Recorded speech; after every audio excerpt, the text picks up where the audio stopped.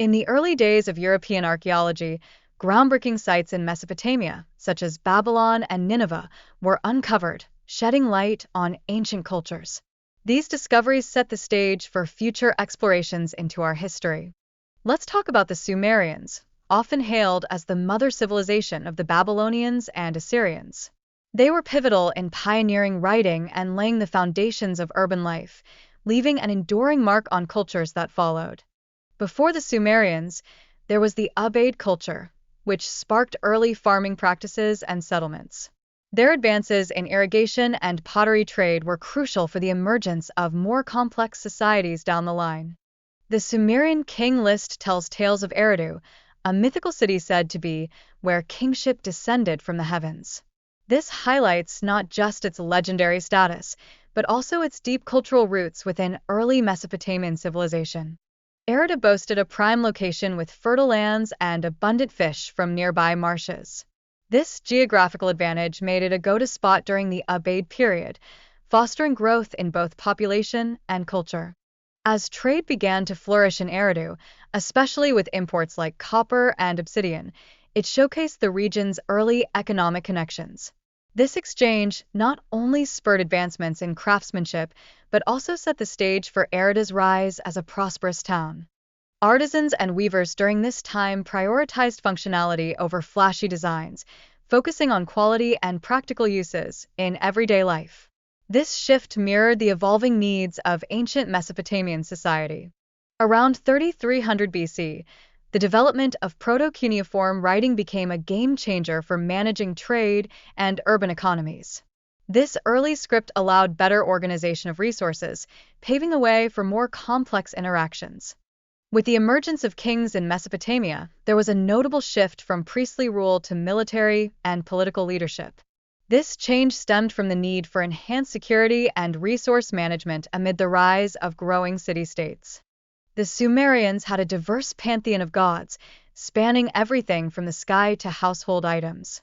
This vast array underscored their rich understanding of the world surrounding them. Central figures like Enlil and Enki were pivotal to Sumerian culture, embodying the elements of air and earth respectively. Not only did they serve as deities, but also as patrons to various cities and professions. Political history in Sumer is well documented through inscriptions and imagery of rulers like Urnanshi. These historical records give us a window into governance, power dynamics, and conflicts among city-states.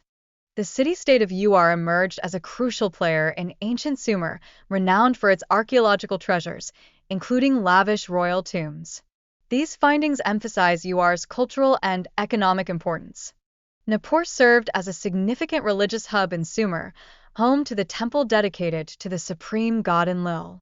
Despite its political neutrality, rulers eagerly sought its blessing, often through extravagant gifts. Lagash faced serious internal strife and social unrest, paving the way for reformer Urukagina. His quest to establish a written code of laws marked a pivotal transition in governance. In a dramatic turn of events, Sargon of Akkad, once an outsider, toppled Lugal-Zagizi and carved out a significant place for himself in ancient history. His rise represented a major shift in the course of Mesopotamian civilization. Sargon's conquest of Sumer led to a significant transformation as Akkadian became the official language, gradually sidelining Sumerian in everyday life and official documents. By restructuring Sumer's power dynamics, Sargon reduced the influence of the priesthood and local nobility, redistributing lands to loyal Akkadian governors. This bold move reshaped governance in the region. Sargon also introduced significant tax reforms, ensuring that most revenues flowed directly into Agade, boosting its economic clout. This new system had a ripple effect, contributing to the decline of Sumerian cities. Following Sargon's ambitious reign, his successors found it challenging to uphold control over the empire, battling constant rebellions from Sumerian cities. This turmoil hinted at a weakening central authority within the Akkadian state. The gradual decline of the Akkadian Empire was further fueled by external invasions by the Gutians and devastating famine, which plunged the region into chaos and contributed to the fall of centralized power. Uti-Hegel's rule was short-lived but left a mark, ending with his untimely death shortly after he ascended to the throne. Yet, his legacy endured through his son-in-law, Urnamu, who embarked on a new dynasty. With Urnamu's rise came the dawn of the Neo-Sumerian period, marked by a revival of Sumerian culture and language. He championed Sumerian as the official tongue, opposing Akkadian influences. Urnamu is credited for creating one of the earliest known legal codes, which included both civil and criminal laws. This code is often seen as a foundation for the legal systems that followed, shaping societal standards. In the taxation system of ancient Sumer, known as Bala, provinces could pay their taxes in goods rather than cash. This approach made tax collection easier and more manageable for the government. Shulgi's reign ushered in an era of stability and prosperity, but after his death, cracks began to show as ineffective leadership and rising provincial rebellions threatened to tear the empire apart. The arrival of the Amorites into Mesopotamia stirred up cultural tensions, with settled Sumerians seeing these nomadic tribes as uncivilized.